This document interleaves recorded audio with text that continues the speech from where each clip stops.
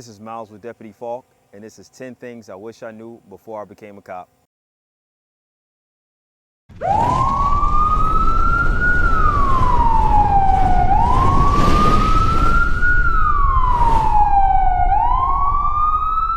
right, so let's get started. Again, this is just 10 things I wish I knew before I became a cop. And I guess honestly, you can actually apply it to whether it's you're at the police academy now or anything. This is my 10 pieces of advice. If it don't apply, let it fly, all right? But one of the first things I wish I knew before I got into law enforcement or before I went to the police academy is, the realization of be the cop that you want to be and not the cop that you think everybody else wants you to be. And the reason why I think that's important for you to be true to yourself and know, in this line of work, there is no one size fit all. You're not gonna look in the dictionary and see the word cop and find a picture of Shaft or Starsky and Hutch, right? Or Denzel from Training Day. Be the cop that you want to be. Yes, they're going to teach you policies and procedure. Yes, they're going to teach you the most effective way to become a cop.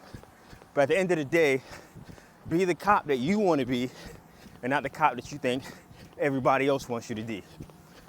And the reality is, once you compromise on yourself, you'll compromise on anything else, brother. So that's number one. Number two, have short-term and long-term goals. Life in general, but also in your career. What that does actually, it helps. What that does is it actually helps in keeping a balance. Sometimes in law enforcement, we look so much to the left, look to the right. Why did so-and-so get such and such? Why did this happen? Forget that, man. Worry about yourself, brother. Have short-term goals. It might be just to get up and go for a short run before work. It might be, let me study these 10 codes while I'm at the police academy. Have short-term and then long-term goals. My long-term goal, you might laugh at me. Some of my short terms, I want to do half marathons, eventually a marathon, and a half Ironman. I don't even know how to swim, but I'm gonna learn. You guys are gonna be here for me. I'm gonna learn and complete a half Ironman. Why not a full Ironman? I'm not that damn crazy, but that's my goal. All right, so that's number two. Again, number one, be the officer you want to be, not who other people think you should be. Number two, have short-term, long-term goals. Number three, the importance of having friends outside of law enforcement.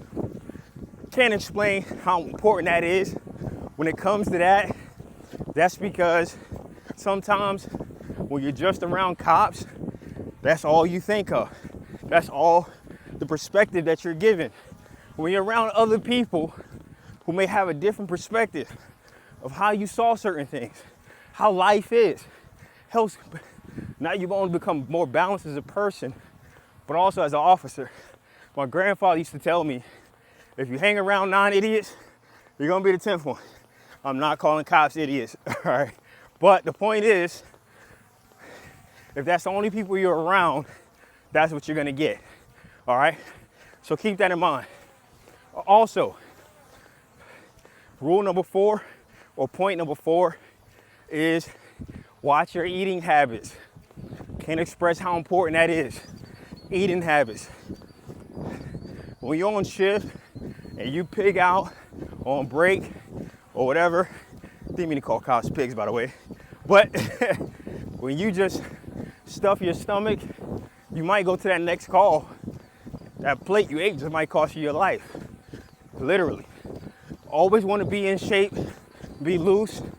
I'm not saying fast, but eat something light, stay on your toes, Remember, protect and serve. Fill your stomach when you're off shift. All right? So I think that's point number 4 or 5. Another thing that I will say is you have to learn how to callous your mind. Mental toughness, mental resilience. It is extremely important in this line of work. The reason being, because especially for those in the police academy, I remember when I went to the police academy, I was 235 pounds. I got pictures to prove it, brother. 235 pounds, couldn't walk up literally a flight of steps without breathing so hard. And they tried to break my spirit in every way possible. And in some sense, I feel like they did. But callous your mind to the point and hold yourself accountable at the end of the day. You know, in this line of work, people gonna call you all different types of names. People gonna try to get under your skin. Can't let that eat at you, brother. You have to have a strong mind so you have be able to make certain decisions in a drop of a hat. People call me all types of names. I've been called the N-word. I've been called coon. I've been called Oreo, which is a pretty new one. I laughed at that one. And all different types of things. Shit's gonna happen. All right? Get over it, move on. But callous your mind. You can do that by working hard, be out running, do something you don't want to do so it develops mental toughness. That's another thing. Point number 6, extremely important. Don't let success go to your head and don't let failures go to your heart. What I mean is, you're gonna make mistakes. Let it go. Let it go. I told you guys an embarrassing story on the other video. You're gonna make mistakes. Life happens. You're a human being. Get on, move on to the next call. You're gonna make bad decisions. You're gonna make a mistake. Don't let it get at you. Let it go. When I was younger, I used to play basketball for a basketball team. My basketball coach told me, you missed the shot 3 quarters ago, son. Why is it still in your head? Let the shit go. Let it go. So, having said that, you need to learn how to let stuff go. If you don't focus on that next call, that next check when you're searching a person, it could cost you your life, brother. So that's point number 6. Number 7 or number 8, I forgot. Whatever, just listen. All right, so the next point is understand the power of the badge. I don't mean to say that for you to become a jackass, but understand the power of the badge. The badge in and of itself, people in general have respect for the badge. That doesn't mean you abuse the badge. You have a job that is scary.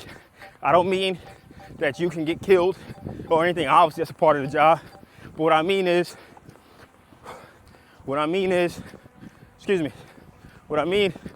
that you have a job where you can take someone's freedom away. How would you like it if someone took your freedom away without justification?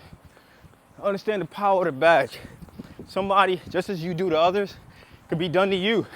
I'm not trying to be preachy, but that's a reality, brother. That is a reality. You know, you're not the only cop in the world. Somebody may have an interaction with your family. Do as to others as you want done to you. All right, I got 2 more points. I forgot if I'm on 10, 13, whatever, or 8. But point number 9 is what we're doing right now. Stay in shape. Physical. It's important. I can't stress how important that is. I'm going to say this, and I don't mean to rub nobody the wrong way, but a cop who refuses to work out, you're telling me that your life and your family is more important than everybody else's. I'm out there with you. I'm putting my life on the line just like you. It's totally disrespectful for a cop to not do anything. I'm not throwing shots or anything. Again, I was 235 pounds. I looked at myself in the mirror and said, no way, brother, no way. If somebody loses their life because I refuse to walk on the Stairmaster, can't live with myself, brother. Couldn't live with myself. Stay in shape. Point number 10 is, I think that's 10. Either way, we're done after this. But point number 10 is understand that, excuse me, point number 10, I forgot point number 10 actually. I'm not cutting that neither. But point number 10 at the end of the day is have fun with this. Understand the importance of your job, which is to protect and serve. There's honor in that and take pride. This is not a movie. There's no reset button. The truth is, you can't get hurt out here.